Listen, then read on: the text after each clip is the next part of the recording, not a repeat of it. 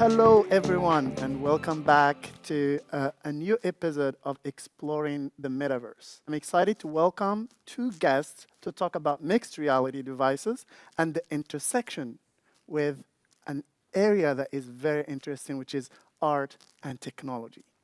My first guest is my idol. He pioneered the electronic music genre and is very well known for his epic outdoor music performance that blends sound and cutting-edge technology in grandiose settings. Welcome, Jean-Michel Jarre. Thank you, Said. We are very excited also to be joined by one of the early pioneers, my favorite of all. So welcome, Stan. Hi, Said. Great to have you both here. There is a reason why both of you are here, by the way. And we'll talk more about that. But I'd like to start just first with you, Jean-Michel, of telling us a little bit, surprisingly, as an artist, what brought you to technology? I mean, I've always been curious. My first probably contact with technology was coming from my grandfather. My grandfather was an extraordinary man. He was an engineer and a musician, and he gave me one tape recorder, an old second-hand German tape recorder when I was 10. And I became totally obsessed with it. I was recording just everything. And one day I played the tape backwards, and I thought that aliens were talking to me, and that was the beginning of it. I love it. I love it. How about immersive technology then?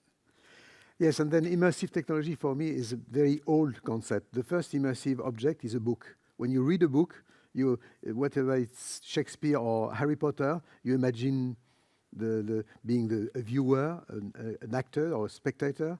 And then later on, music for me is the first immersive art form. And then I've been involved with electronic music, trying to explore the spatial aspect of sound. And then, of course, when technology allowed me to explore Metaverse and as an extension of my imagination, really. That's so interesting. And how did you get around to meet Stan? It took me a while to find him, but me just too. wondering. Actually, me too. I was probably a big fan of Stan before I met him. I'm still a big fan, but I was absolutely impressed by the fact that you had a kind of small company and at the beginning one guy able to imagine not only disruptive software, but it's a disruptive hardware as well, which is another story. And then I said that I really have to meet with him and his team also, and partner, the famous Shuki. And then from that, we decided to try to join forces to try to explore what, as an artist, I could provide on a creative point of view to use mixed reality in a creative way for a musician. And I assume that was the genesis maybe of the event at Versailles, that really you guys brought in this experience. Stan, tell me a little bit, what was your reaction first time that Jean-Michel came to you asking, why don't we do something?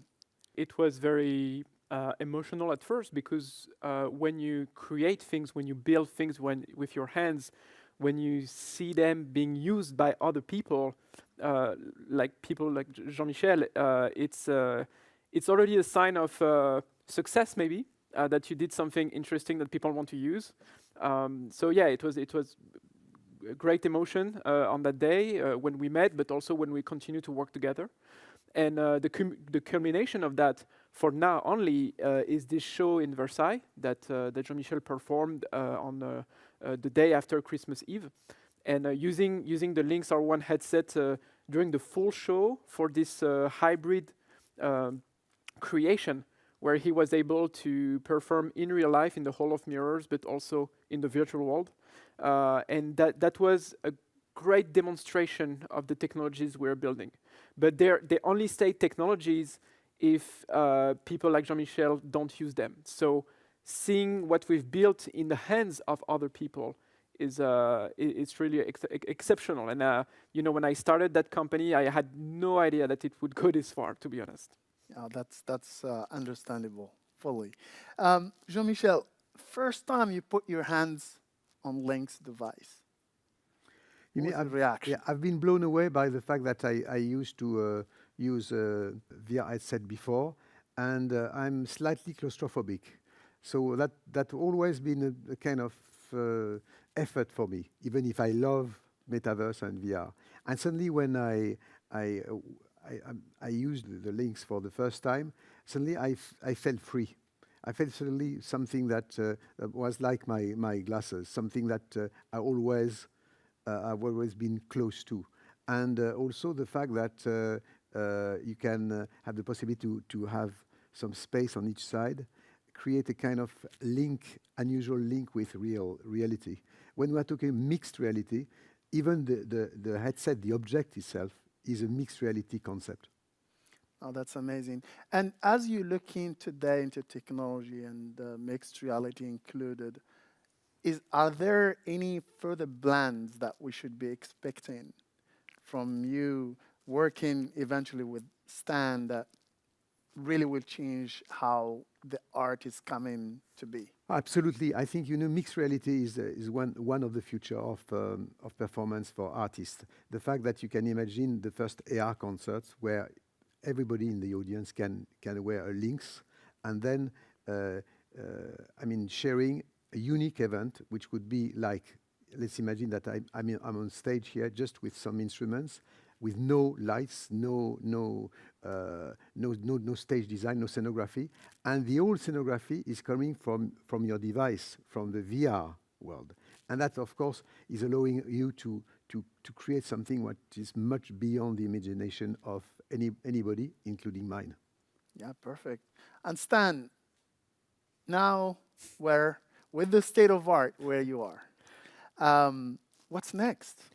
Well, I think Lynx R1 was a great demonstration of what's possible when we design it in 2021 and 2022, and we've seen a lot of momentum in this industry and in the technologies around them, around the smartphone and around headsets, and you can see that the market is proving that with all the new actors coming there. And I think there are things that are working very well with Lynx R1 that we brought to the market, like this peripheral vision that you talked about, or the form factor, even the ergonomics, the hand tracking interaction. I think there are good stuff that we're going to keep, and we are going to refine and give more resolution, maybe also more field of view. We are working with new kind of optics. At some point you also need eye tracking for the kind of resolution you're reaching so it's always down to power, of course, but everything around the technologies in the headset, it's not only one display or one camera, it's everything packed together in a very small form factor. It's the complexity of a smartphone that you put on someone else's head. So the challenge is there. The challenge is still there. As Lynx R1 was a set of compromises that we are trying to play around for the next generation of products. Question to both of you. As the current Lynx is powered by a Snapdragon platform, and as you're looking into the future, what would be your ask for us to work on? Jean-Michel. I think it would be to enhance the idea that Snapdragon is at the crossroad of lots of different sectors, which I'm really interested by. I mean, the visual world and the audio world, because actually Snapdragon is at the exact crossroad of those two sectors of mode of expressions. And actually, and my request would be actually to improve this link between what you see and what you hear. I mean, when we are talking about immersive worlds, everybody's talking about visuals, and very few people are taking care of the audio side. And the specificity of Snapdragon is actually Snapdragon is on both worlds and existing in both worlds. So I think my request would be to enhance and reinforce and strengthen the link between both worlds. And to bring a more technical approach that completes the Jean-Michel answer, I think the latency is always the next challenge. I think in pass-through, in sensor acquisition for hand tracking, for 6DoF. So I think continuing our work that we do with you on the video pass-through, especially, is going to be one of our focus. But we were already very happy with the first Snapdragon platform that we're using in Lynx R1, and from where I sit, I don't have a lot to ask for what we're building that is coming next. I would say just one word: latency is the word. Yeah. We are expecting to reduce in the near future. My mind is blown just looking at this setting, from silicon to device to art, coming all together, and we're talking about requirement for the future. That tells something to the market about how this technology is going to be empowering and changing the next generation of art. So I would like to I would like to continue, but I know time is over, and I thank you very, very much for your time. Merci beaucoup, et Welcome. très, très bonne chance. Yeah. Thank you very much, Said. Thank you. Merci à vous. Thank you, everyone, for watching this episode. I hope you enjoyed it. And for more videos on XR, please click here.